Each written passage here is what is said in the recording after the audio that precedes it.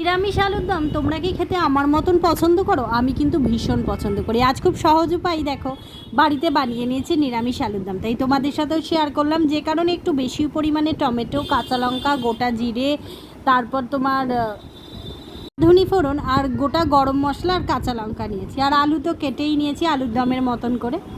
আলুটাকে একটু জলে ভিজিয়ে রেখেছিলাম। তারপর কড়াইতে সর্ষের তেল দিলাম, আলু দিলাম, আর যে পেস্টটার জন্য তোমাদের দেখালাম মশলাগুলো, সেগুলো সব পেস্ট করে নিয়েছি।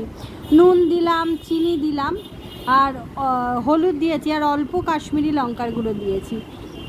দিয়ে এটাকে ভালোভাবে তোমরা কিন্তু ম্যারিনেশন করে অন্তত 1 থেকে 1.5 ঘন্টা রেখে দেবে।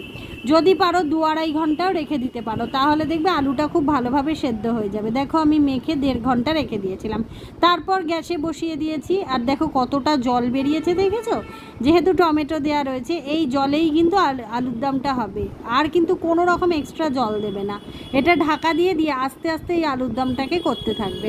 দেখবে আলুও কিন্তু সুন্দরভাবে সেদ্ধ হয়ে যাবে। এই আলুর দমটা কিন্তু তোমরা খিচুড়ি বলো, রুটি, পরোটা, পোলাও, ফ্রাইড রাইস সবের সাথে খেতে পারো। খেতে কিন্তু দারুণ হয়। দেখো আস্তে আস্তে আলুটাও সেদ্ধ হয়ে এসছে, আর জলটাও কতটা কমে গেছে।